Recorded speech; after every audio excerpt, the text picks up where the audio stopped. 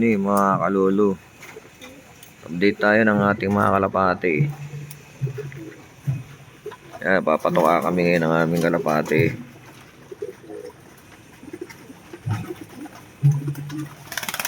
So ito, ilang araw na silang nakabartolina rito. Ayan o, papakain kami. Niligan ko ng tolda yung ano nila, yung likuran ng kanilang loop kasi ano, yun nga, ulan ng ulan. Tinamaan ng one eye cold tong mga to eh. Oh. So yun, buti naka-recover na kagad. Yan o, kumunti na lang yung pliers natin. Nasa 36 yata to, 37. Ayan sila o. So yun, makulimlim pa rin ang panahon. Hindi ko pa sila pinapakawalan. Isang 5 araw na silang nakabartolina rito. Ito naman yung mga dito yung mga bagong sibol natin. Yan, kaya po konti naman yan. So dito, tinanggal namin yung pintuan muna para maluwag sila. Dapat yan kasi babae lalaki. So yun yung pula ko. Yan yung masipag umuwi. Saka yung meron akong magaling dito, itong itim. Ayan o, drapa ano yan. Yung itim na yan, drapa, tapos ang tatay niya, drapa yung nanay, yung tatay niya is African Black Eagle galing sa yan. Yan ang laging mabilis umuwi. Ayan.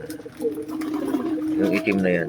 Yung nag-iisang naubos yung mga itim ko rito.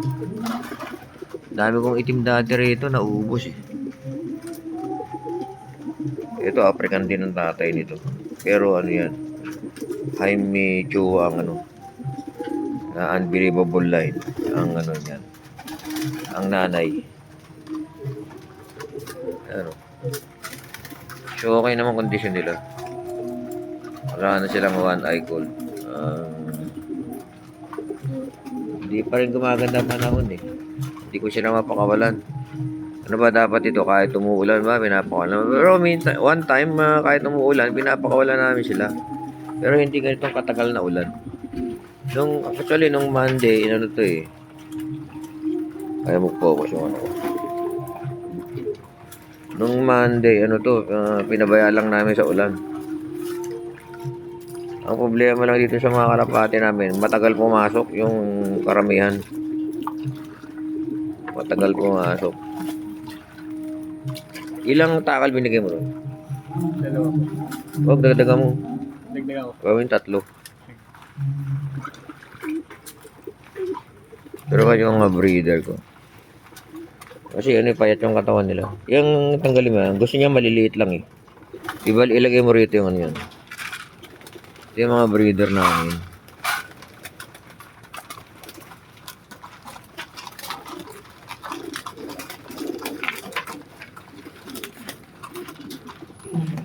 Ito yung mga hen side.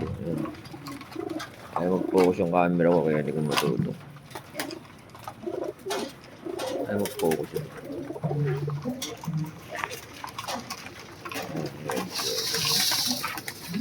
Yung hen side natin.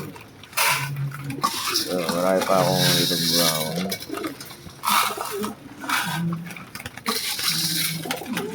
Yung mga walang balikan ng kayo. Sige, okay na yan. Nakakailan na yan. Okay, sige. Lagay mo na lang dyan yan. Lagay mo sa ilalim. Diyan, sige, lagay pati patoka. Dadagdagan ko na lang pagka huwag dyan, tataihan yan.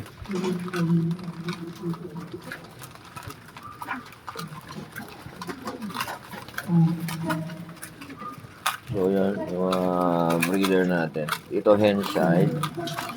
Ito sa gitna yung mga cock side natin. So ito yung ito yung Meron pa pala akong anak ng African dito. Nahanap ng original ko. Nasaan? Wala yung original ko. Yun, yung original na African Black Eagle ko. Ayan, ayan. Yan yung original. Yan yung original, oh.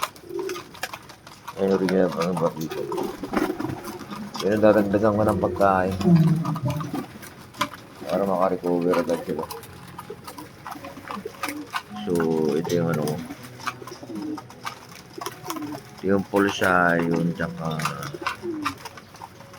itong gitna niyan, Jansen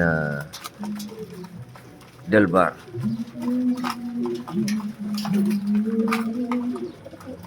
Galing kay Euro. Bulabuglo. Ito akin to. Yung isa walang ano. Tinanggalan ko ng ring to kasi yun yan. Ano yan, embrek. Tinanggalan ko ng ring yan kasi namagayan pa.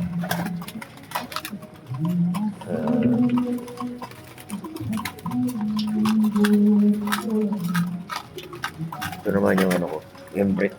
Yan o. Yan yung embrek yan. Pure embrek yan.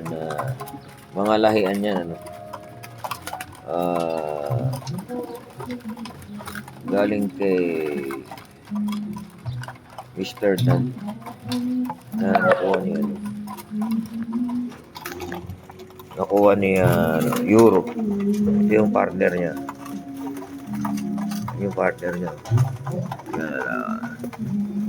ang focus camera ko. Ang partner niya. Dalawa yung nabili ko kay Euro. Bulabuglo. Kaibigan yun ni Mr. Gan pala. Gan yung mayroong embrek sa Pilipinas na direct galing kay embrek. Dali may dugong Lee Master yan. Tsaka yung kasing ni Euro, yung Bulabuglo. Yung kanya kung tawagin niya ay Milenyo. Yun ang kanyang yung nagpasikat sa kalapati niya, yung Milenyo lang niya. Nag-iisa yun na tumapos na isang karera. Nag-iisa. So yan, marami pa tayong pagpipilian ng Tapos meron ako diyang ito, Jana Arden yata. Galing yan ng Jana Arden. Yan, maganda katawan niya. Tapos ayun yung Alphonse din yun, galing kay Jaime Lim yan. Tapos meron akong Jansen dyan. Ayun yung Jansen ko. Yan, nakaharap dito. Ayun, focus camera. Yan, napakalapit. Yan yung Jansen ko. Yan. Galing yan ng galing ng tawag dito. Sabay sukat.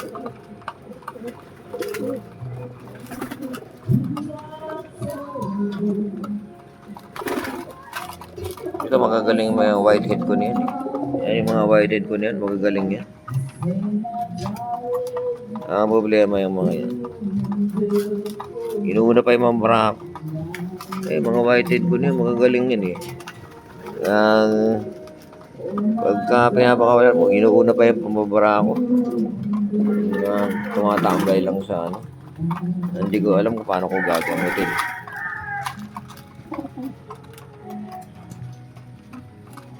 Ito yung white flight na galing dito kay Long Hairline TV.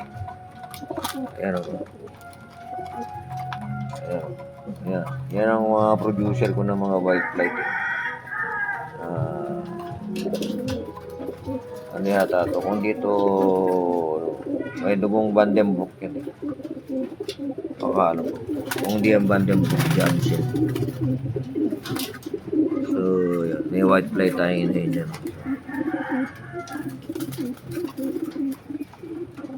Tapos meron din ako dyan yung mga imported galing kay Gilbert Mendoza.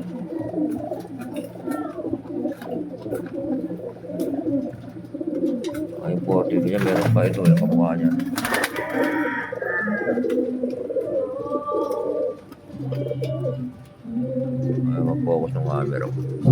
Marami pa tayong ano dyan. May grizzle ba ako dyan? Grizzle. Nag-iisang grizzle. Hindi natin mabreak. Hanapan natin ka-partner yan. Ito. Ito yung ano ko eh. Huling-huling ano. Papisa ako.